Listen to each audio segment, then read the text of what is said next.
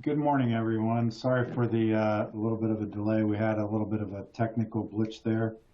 Good morning and welcome to HBK's monthly risk advisory series.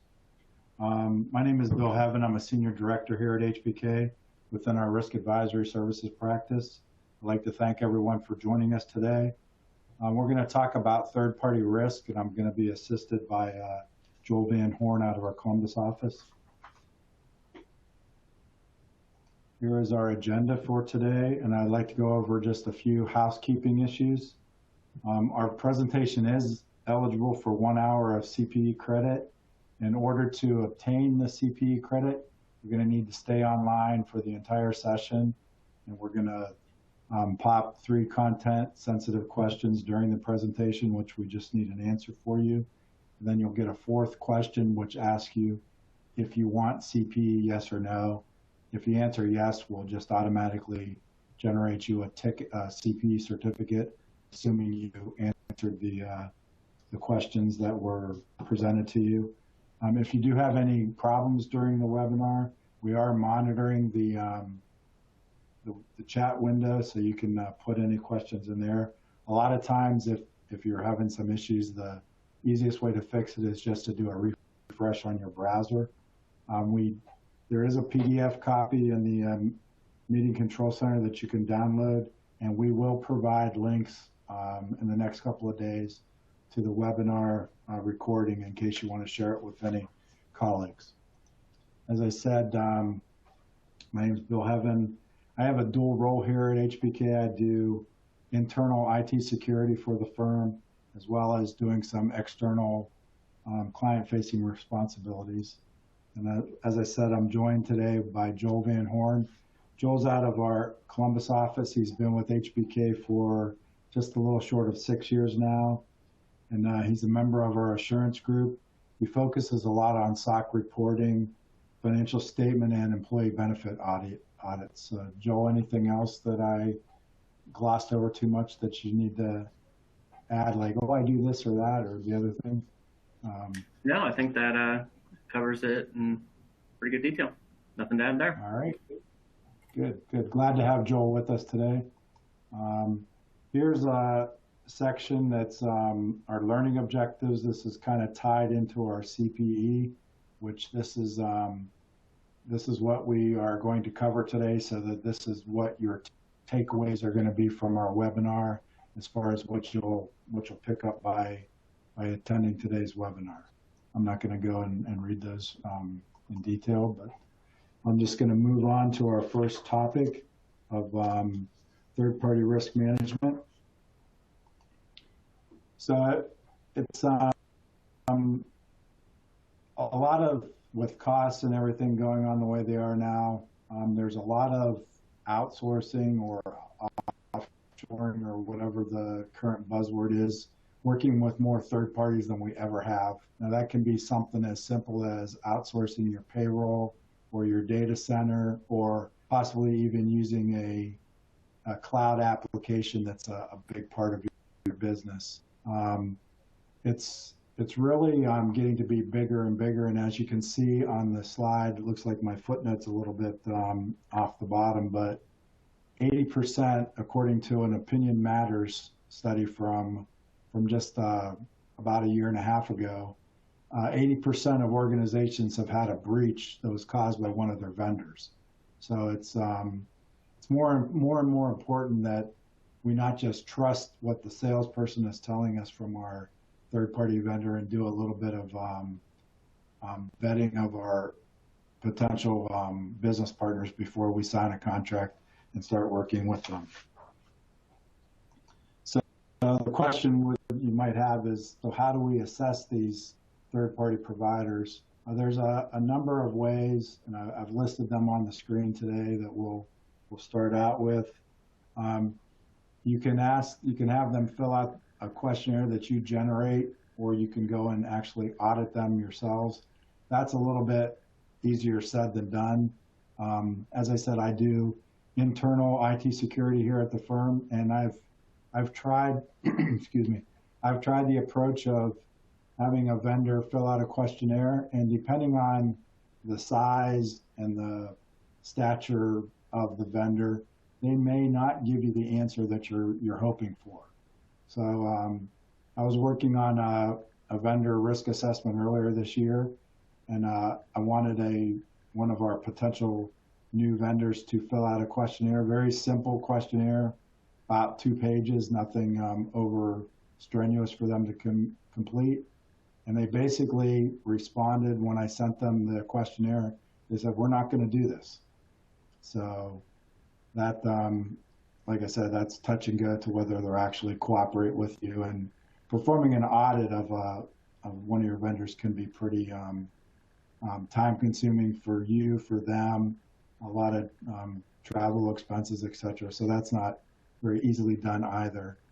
So there are independent reporting organizations or mechanisms out there that you can rely on.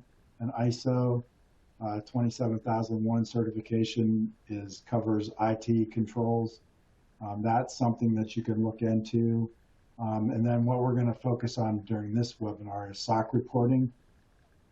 SOC reporting is probably one of the better ways to assess your potential business partner.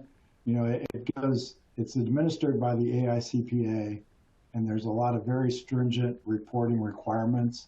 The only organization that can perform a SOC report is actually a CPA firm.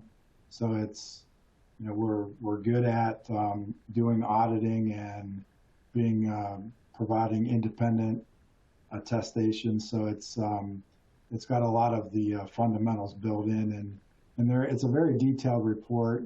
We're going to go into it. Joel's going to cover it, but there's, you know, 4 distinct parts of a SOC report, and it's just something that it's not 100% that you're not going to have any risk if somebody has a SOC report, but it's a good foundation that you can at least know that the company you're working with, you know, has a set of controls in place.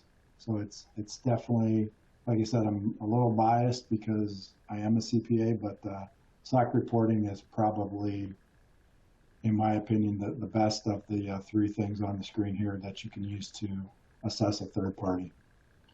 And then with that, I'm going to turn it over to Joel and let him give us an introduction to SOC reporting. Great, Bill, thanks. So yeah, I'll go ahead and hop right in here. So we're going to kind of cover some general terms as it relates to SOC reporting, cover what a SOC report is, the content of the report, and we're going to primarily focus on SOC 2 for this presentation, as it's a third-party risk management webinar. So those, in a lot of cases, are relied upon to help assess that third-party risk. So we'll kind of focus in on that and then wrap it up with questions. Okay, so first I wanted to cover a couple key terms as it relates to the players in SOC auditing. So first, you have the service organization. So that's really the company, the entity that possesses, handles information, transactions on behalf of its customers. So in a lot of cases you can think of, as Bill mentioned before, you know, like a payroll company or another outsourced company. And then you got the user entity. So that's the company that outsources its information. So a lot of their customers. So as far as business processes go, you know, it could be a wide range of different organizations that, you know, outsource their functions. And then next you got the auditors that are in play. So you have the service auditor. That's the auditor hired by the service organization to perform the SOC audit in this case and test those controls of the service organization. And then in a lot of cases, the user entity or customers, they have auditors in play too that are auditing their company. And in a lot of cases, if it's a significant function that is outsourced, you know, they're going to want to obtain an understanding of the controls in place at that service organization. So, and you know, that user auditor in a lot of cases will request either information to obtain that understanding, and in a lot of cases, the SOC report can be used to facilitate that understanding. So those are kind of the key players in the SOC reporting process.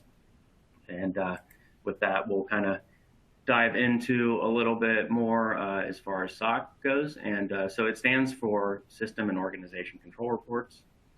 And, you know, as Bill said, it's a service that is offered by CPAs. Those are the only ones that can offer this. It's, you know, it was started by the AICPA. And so simply put, really, it's, you know, organizations define objectives. Organizations develop internal controls to meet those objectives. And then we as auditors, test and report on the effectiveness of those controls. So that's kind of a simple boiled down kind of how the whole process goes.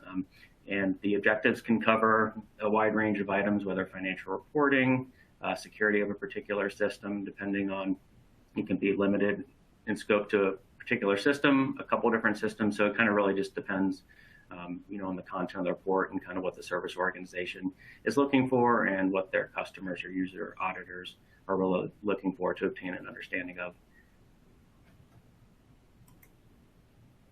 And with that, I think we have our first CPE poll question.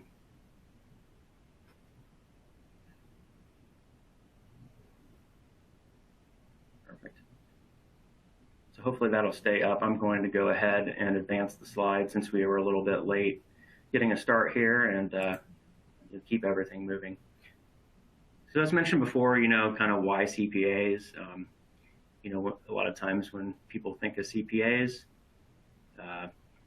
they think of tax returns, financial statements, but I will say there's a lot of different specializations that CPAs go down, and security is one of those. And as you can see, there's been a variety of different reporting mechanisms available, offered by CPAs throughout the years. You may remember the old SAS 70 reports up until about 13, 14 years ago when it kind of flipped over to the SOC reporting initiative, and SSAE 16 for the SOC 1, SSAE 18. So again, CPAs have been doing this a long while, and again, we're really good at auditing, offering an independent assessment. So it really is kind of in the wheelhouse, and as far as a CPA goes. So I won't go through each of those dates in great detail, but it was kind of nice to present a picture of how long CPAs have been doing this and kind of the flow of the information.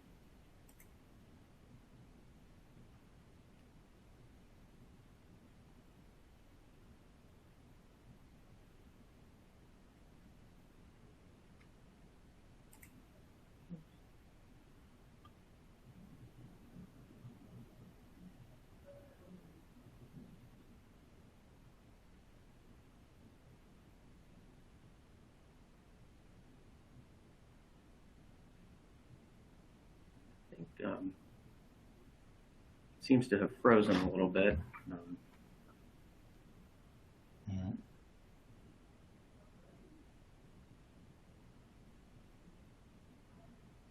As far as the slides go. Yeah, it looks like my slides have kind of disappeared. Okay, well, I'll kind of go off a backup here, keep things moving. So, the next slide that I wanted to cover is kind of the flow of the information. So we talked about the key players before. So at the top of the pyramid, you have, a service organization, and in a lot of cases, there'll be an outsourced function such as payroll, a third-party administrator for benefit plans, and in a lot of cases, some other outsourced functions there. And then the next thing in the pyramid, you have the service auditors / report. So that's, again, the auditor hired by the service organization. And then below that, you have all the user entities or customers of the service organization. And they have user auditors in place to audit their entities. So again, ultimately, if a service organization has tens of thousands of customers and those customers have auditors underneath them, then rather than each of those user entity auditors going to the service organization, sending those questionnaires that Bill talked about, in a lot of cases, they'll just have a SOC report that's used to communicate the controls in place and communicate that to their customers, as far as their third-party risk management program or any auditors that the customers or user entities may have in place. So it's kind of a one-stop report, and that helps communicate that and minimize the burden on the service organization as far as communicating what controls they have in place.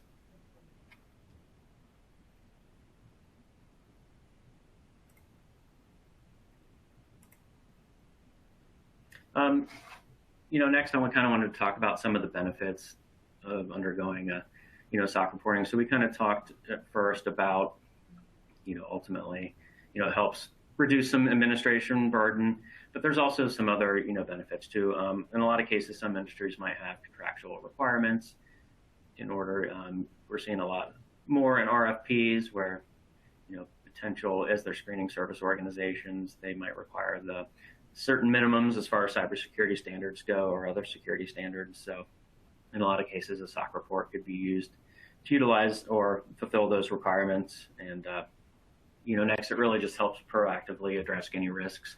As you'll see as we go through the common criteria here in a little bit, it really helps kind of get out in front of that, see what controls are in place.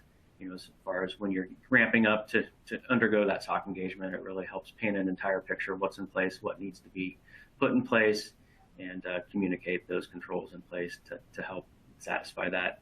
And then the final thing, as you're going against competition customers, it could be used to kind of set yourself apart from the competition as well.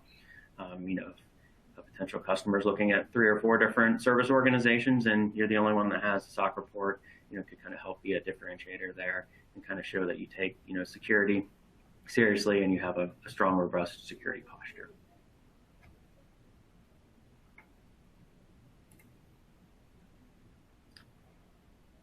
Okay, next, I'm going to cover the different types of SOC examinations. So, as mentioned, there's a SOC 1.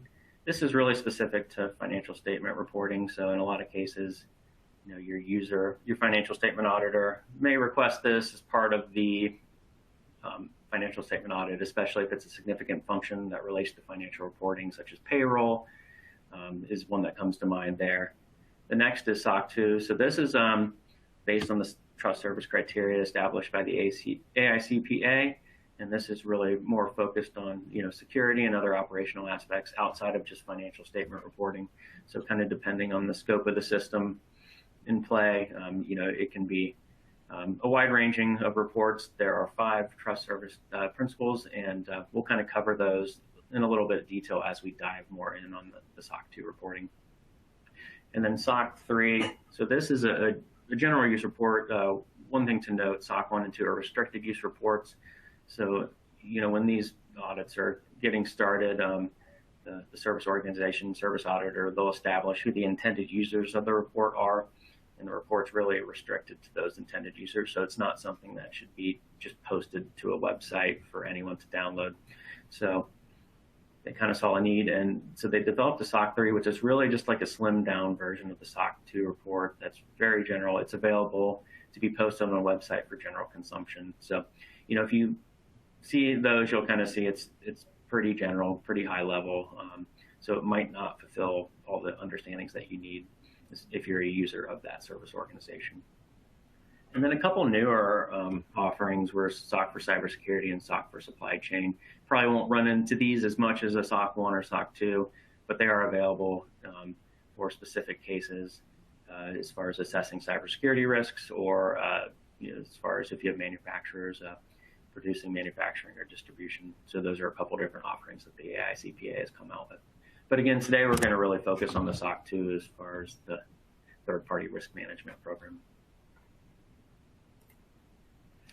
So hopefully the slides aren't working right now, but I did include in the slide deck kind of each of the SOC reports, what it reports on, the purpose of the report, and then kind of who uses the report. So that's a good, nice and handy to have in your back pocket as far as, if you encounter one of these SOC reports and you don't quite remember the intended user of the report, or typically who uses that. So I'm not going to go read through that in detail, but I thought it would be good to include that down as a reference point.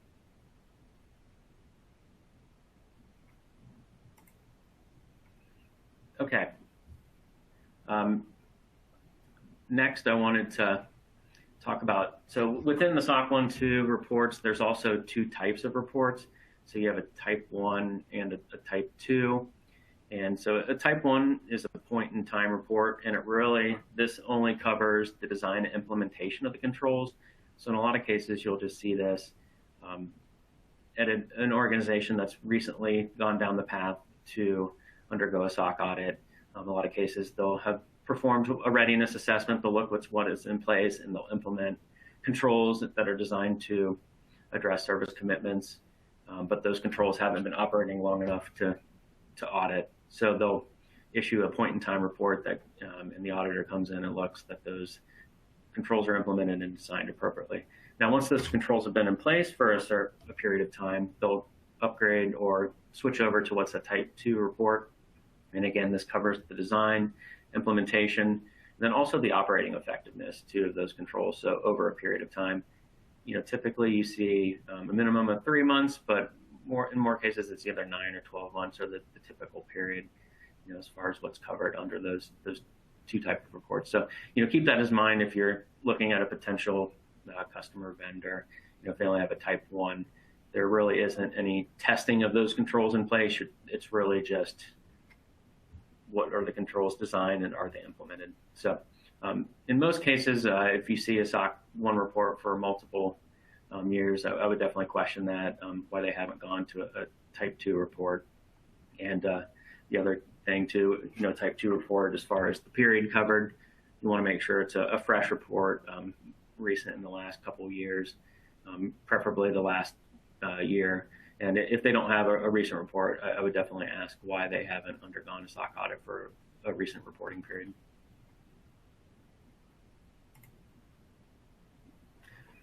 Perfect. So moving on to our next agenda item, I really wanted to kind of dive into SOC 2.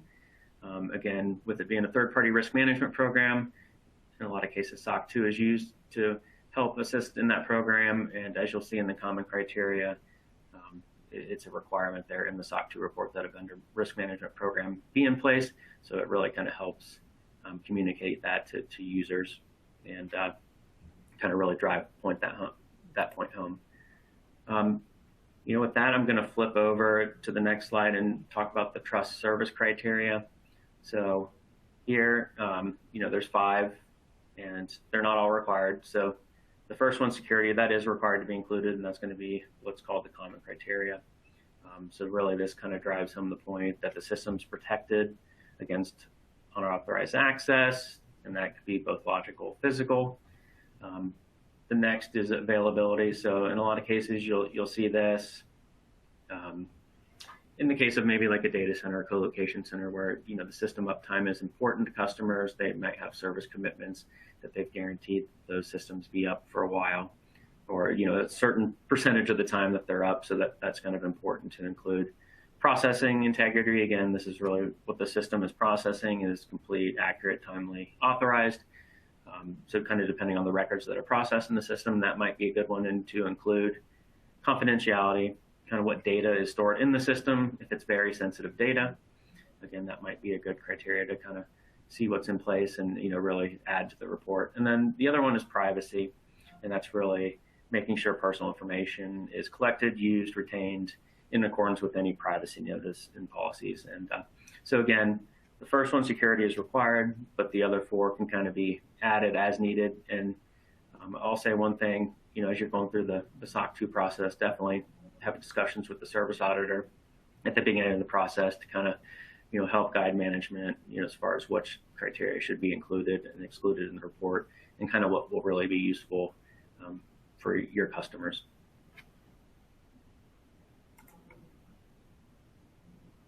Okay.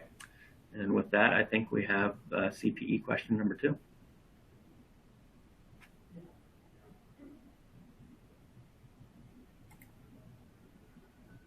Perfect. Okay. So the next area I kind of covered is, so these will be in all reports, and they're called the common criteria.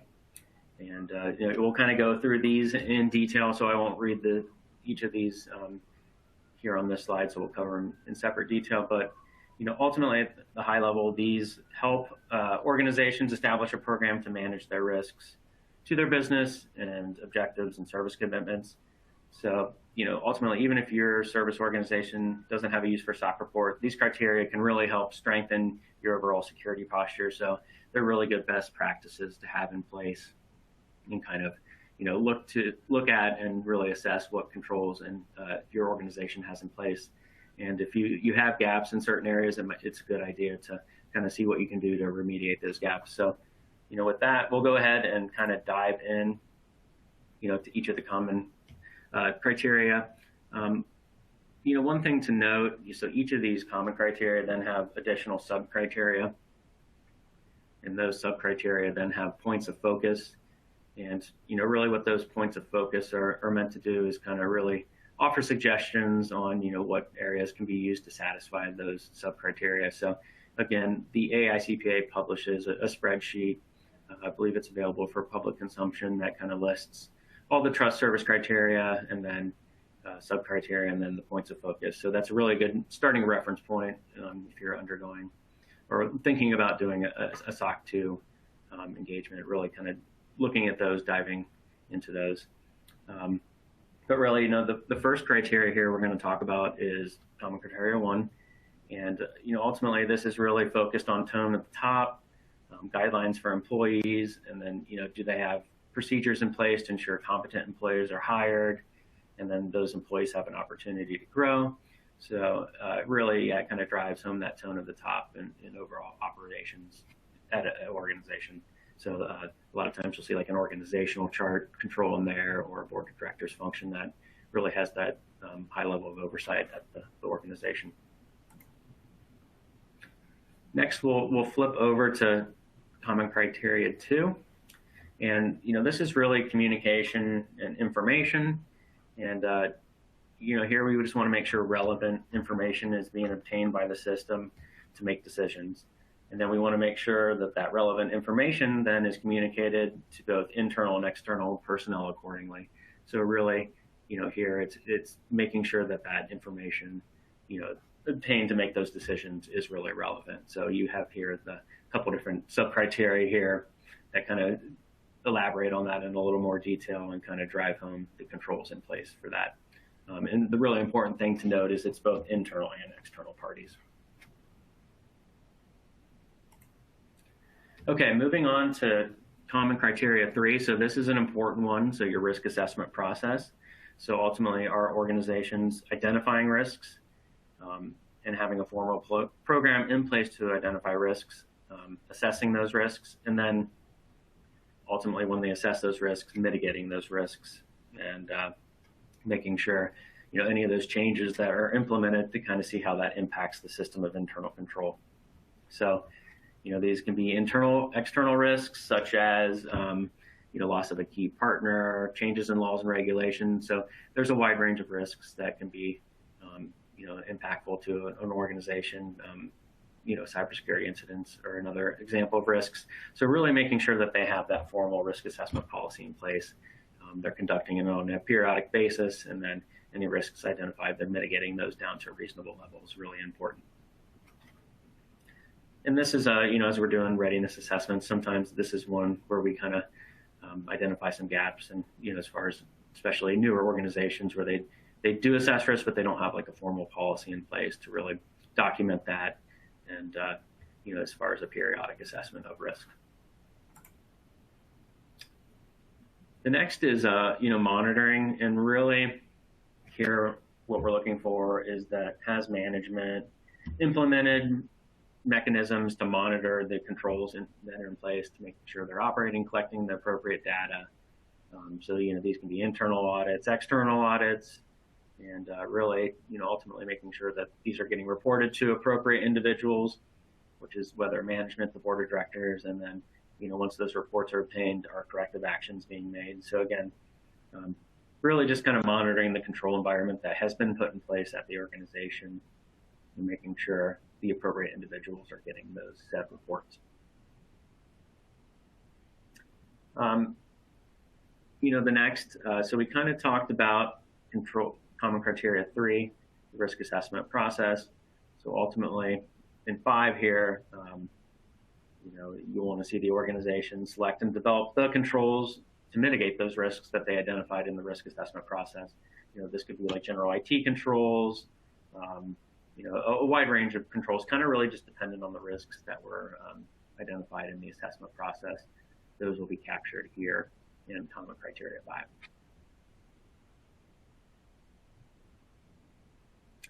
Okay, moving on to 6.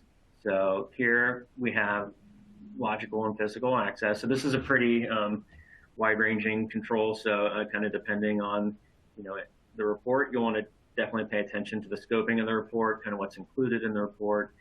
And depending on that, that'll be the access controls related to that specific system. So if you're looking at in a specific area of the company and it's not covered in the report, you can't really rely on that report to cover those physical and logical access controls. But, and again, the scope of every report will be different, and kind of just keeping that in mind, as you're reading that. And we'll cover the sections of the report in a little more detail here in a minute and kind of where to identify what the scope of the report is. But here, you'll see a lot of your general logical physical access, whether that's, encryption of data, and then, as far as, password standards. Multi-factor authentication is a good one, for logical and physical access. But again, it's really dependent on kind of what systems included in information is included in the system as far as the sophistication of, the logical and physical access controls that are in place. So it's really something to kind of keep in mind. The more sensitive the data, the more sophisticated the controls that you would expect to be in place.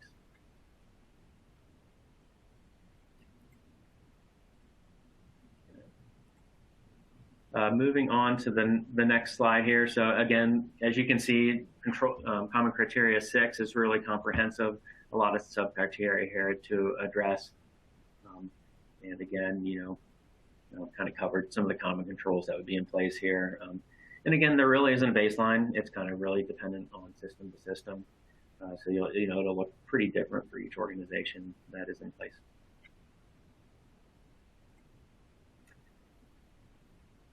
Next, we're going to move on to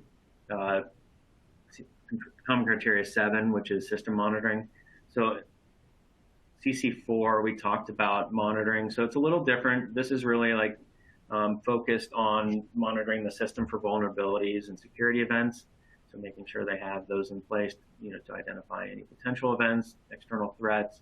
You can kind of think of commonly referred to as an incident response program. So those are really, used to kind of cover this portion of the report and kind of address those needs. And then you got a couple more sub-criteria here as far as CC7 goes, but again, it's really more of your incident response. The formal program that is in place should really cover all these different common criteria, sub-criteria. The next is CC8, which is change management. Again, there's only one sub-criteria here, but it's, pretty important process because it could impact infrastructure, all software that's in the scope of the system. And you're really just going to want to make sure that a formal process is in place, that they're testing, approving, all changes that have been made. And there's really just a plan in place to address those, before they're implemented to make sure everything's functioning correctly. And then that they're doing some sort of like post-implementation review to make sure that they're continuing to function correctly after they've been implemented. So it's really important that a formal change management process be in place at the service organization to address, any potential impact of changes. Because we all know software continually is updated. There's continual security events, security patches that need to be put in place to help protect infrastructure. So you'll really want to make sure that they have a formalized plan in place to help implement those changes. Then moving on next to Common Criteria 9. So this is the last of the common criteria, and this is risk mitigation. And kind of here at the top of the third-party risk management, you'll see the CC 9.2 really covers the entity assesses and manages risks associated with vendors and business partners. So here it's a requirement in the SOC report. So using vendors with SOC reports and compliance reports can really help with your own SOC compliance as well. So I would recommend any vendors that you do business with, definitely ask if they have a SOC report in place, and you can really use that then to understand kind of how they interact with vendors and business partners, and protect data and kind of secure that data as well.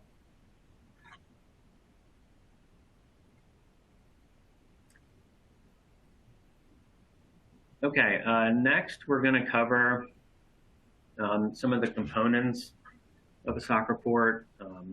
I will say that, there's standards requirements as far as, SOC reports go. So they should all look pretty similar. There might be some formatting changes, kind of how you display different controls and kind of format that. So in section 3 or 4, but, I will say overall the section number should be pretty consistent from report to report. So it'll be a general good guidance. Kind of as far as when you get your first SOC report and really dive into that. So the first section here, section 1, so that's the independent service auditors report. So this is important. This is going to kind of cover, most importantly, the opinion of the service auditor, whether the system is type 1, they're designed and implemented correctly, or if it's type 2, whether it's designed, implemented, and operating effectively. So it'll give an opinion on that. It also gives some guidelines. We'll cover it here in a minute as far as, if there are any sub-service organizations in play, whether those are included in the scope of the report or not, and then kind of management's responsibilities and also the service auditor's responsibilities. So again, those reports have a standardized format, and they really should look consistent from SOC report to SOC report, whether it's a type 1 or type 2. Should be hopefully apples to apples between different CPA firms. I mean, obviously there will be some differences depending on the results of the audit. There could be, modifications to the opinion. And in that case, you want to pay close attention to what those modifications were, and kind of, as we dive into the test of the controls, kind of see, it'll point out where those modifications are, and you'll be able to dive deeper in to kind of see what exceptions caused those modifications. Moving on to section 2 on the next slide, here we really have management's assertions. So these are communicating to the reader the facts and assertions made by the service organization, and these are what relate to the service auditor. So again, it's probably a pretty standardized format here. Similar assertions from report to report, but again, it really just lays out for the reader kind of what management has asserted to the service auditor.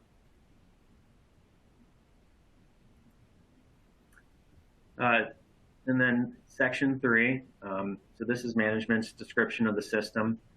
And here is really a narrative that details the system that's being reported on. So it'll cover the background of the company. It'll have kind of different sections of their system, whether it's risk assessment, communication, information, monitoring. So again, there's kind of a standard format as far as what information is included in this system, the description, as far as like a high level topic. But again, it'll be specific company to company as far as the detail included in each of those sections. But again, this will be used to determine the boundary, the infrastructure controls. It'll list any sub-service organizations that might be used by the service organization, and kind of then user entity controls. So any controls that the user entity should have in place in order to rely on the controls here of the system will be included in the section. So again, it can get pretty lengthy, but it's definitely important to read through that before you hop over to section 4. And we'll say one thing, typically anything included in section 3 is tested in section 4 on a type 2 report. Okay, so moving on to section 4 here. Again, this will list, this is ultimately the auditor's test of controls. And I'll flip over to the next slide. I think this is a little more helpful. It's kind of a tabular kind of the flow of information. So, here we'll have the criteria. So we kind of went over the common criteria in the previous slide. So it has that. Then it'll have the control that was put in place by management to address that criteria. And then it'll list the test performed by the service auditor to test that control, and then the results of that control. So you can see on the very first one there, control was operating. So the auditor noted no exceptions. But when an exception is noted, then it'll offer a little bit of an explanation as far as what that exception was. And in a lot of cases, if in a sample or something was selected, for example, like a change management, if they selected 200 change management tickets and 2 of them weren't operating effectively, it'll list like 2 out of 100 or 2 out of 200 were not operating effectively. So it kind of gives a little more context. And then management also does have an opportunity to respond to any of these exceptions. So what they'll do It's either typically in section 5 of the report, where they'll kind of say what the exception was, and then they'll add a little more flavor context as far as what caused that, and then ultimately maybe what they've done to address that exception in the report. So that covers the first 4 sections that you'll see in every report. And I will note, in a lot of cases, there could be a section 5, which is called other information. And typically that's other information that could be relevant, but it's not audited by the service auditor. So take, when you look at information presented there, just note that it's typically not covered by the opinion of the service auditor. So in a lot of cases, management responses could be included there. Sometimes like an organizational chart for reference can be included there, are kind of 2 common items that you see there. But so there could be potentially a section 5 included in the SOC reports. One other thing I kind of wanted to touch on a little bit are user entity controls. So these are really controls that the vendor has included within the system. And the user entity needs to implement these in order to achieve the vendor's control objectives. So it's really important to look at those, making sure that those are implemented at the user entity in order to rely on the control objectives. So, and those are typically included in section 3 of the report. And then the other item is subservice organization. So these will be listed as well, typically in section 3. And those are controls that the management of the service organization assumes in the design of the service organization. Systems will be implemented by the subservice organization and are necessary to achieve those control objectives. So you've got your complementary user entity controls and then subservice organization controls. And those, again, are typically both within section 3. Gets a little confusing there, so I'm going to move on to the next slide that kind of shows a picture, like a little chart. So in the middle, you have the service organization. So before we kind of talked about payroll, so they might have a subservice organization, AWS, that is used for hosting, and then the user entity is they use ADP to process their payroll. So it kind of helps show the flow of those information, kind of how the subservice organization, service organization, and user entity are kind of all interrelated in the process as well. Okay, with that, we have CPE checkpoint question number 3 popping up. And we'll go ahead and keep moving on to the next slide here. I think I'll take it over to Bill.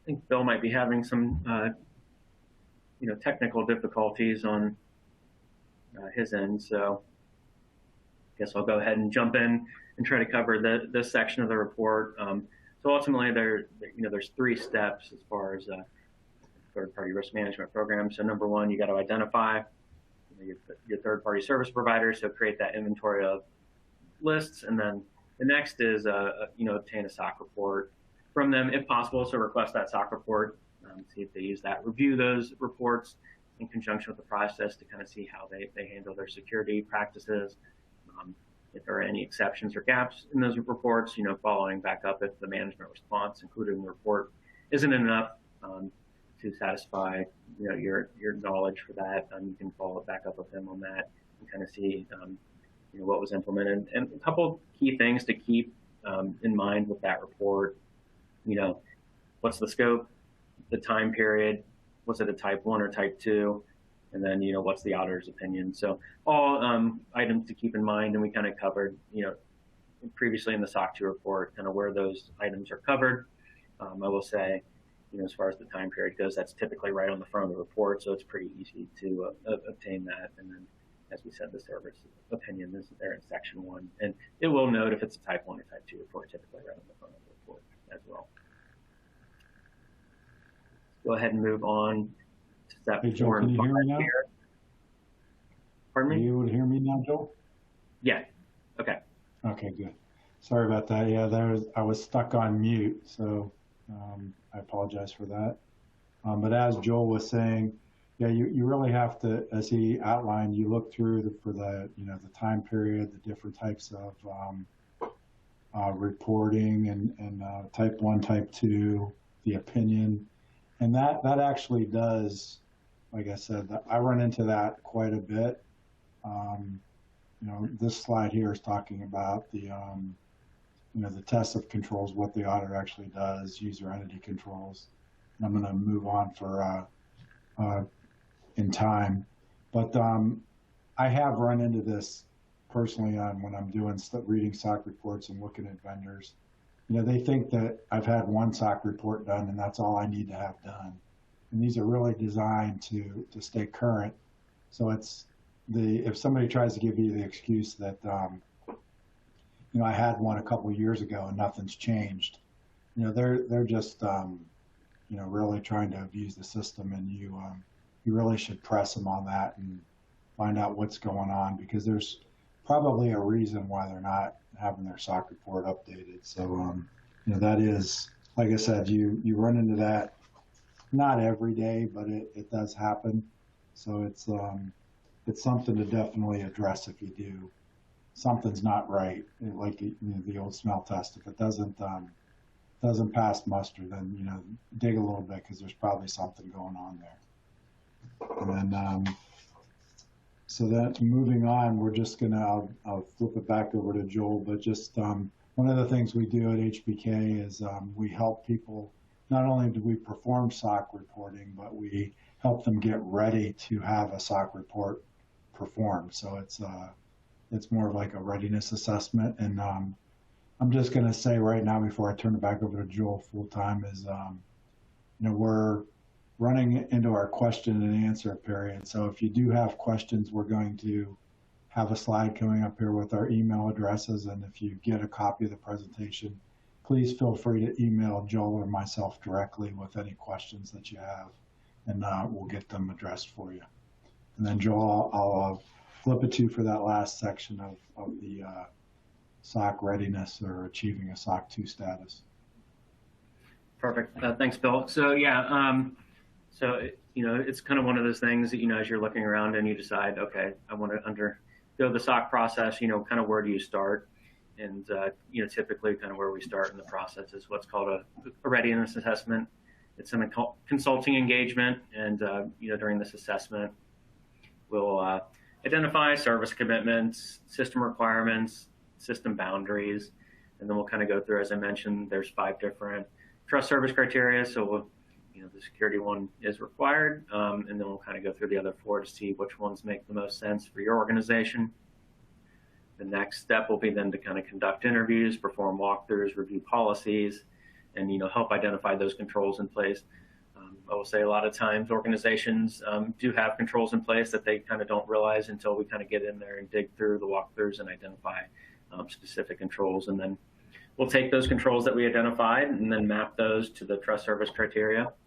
And then anything that has a weakness or a gap, we'll typically issue a formal letter that kind of details it out by the different common criteria, and then gives recommendations on how to mitigate or remediate those gaps or weaknesses. And once those are done, then we can kind of flip into the next step of the process, which is a type 1 report. So again, this is a point in time report, a single date, and it's really testing the implementation, the design and implementation of the controls.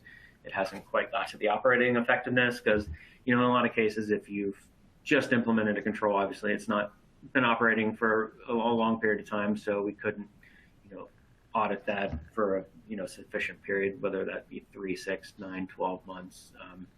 So that's typically where we go with the SOC 1 type 1, is where you really want to communicate these controls have been implemented and designed, but they haven't been operating, and you don't want to wait a year to issue that type 2 report. So then we'll flip over to the next slide, which is a type 2 report. And again, this is really a specified period. And then it also includes the operating effectiveness of those controls during that period. And what's done there, typically inspection of evidence throughout the period. So it takes it a step further. We're requesting populations, selecting samples and testing to make sure all the controls are operating effectively, and really sitting down and observing those processes and the controls in place as well. So a little more thorough, a little more time intensive, again, and then those, the results of those tests will be communicated, whether with no exceptions or, possible exceptions, and then they'll be communicated to the users of the report. So that's kind of the process, pretty quick. Again, kind of start with that readiness assessment, then move to a type 1, and then on to a type 2. And then flip over to the next slide, and we have our last CPE polling question.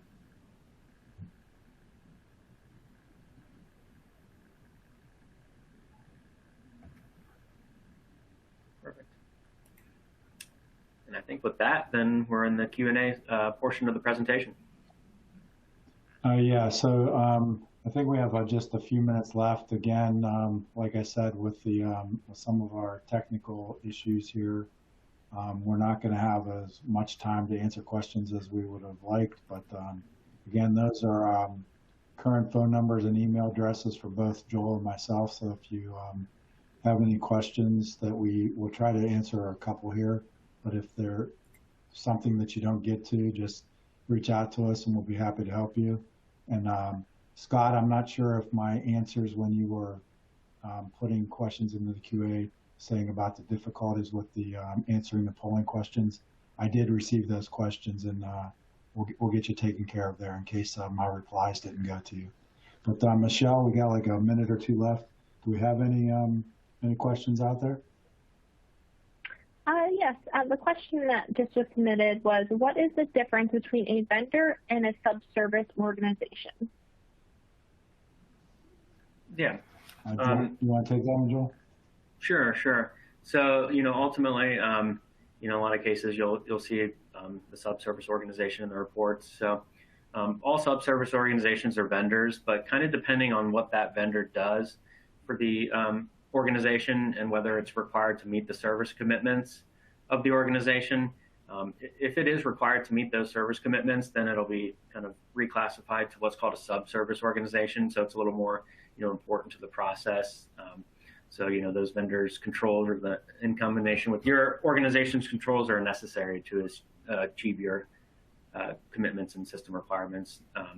So again, it's kind of vendors in a lot of cases aren't required, more low-level type vendors, but then you have those that are significant to the process, and we classify those as subservice organizations in the report.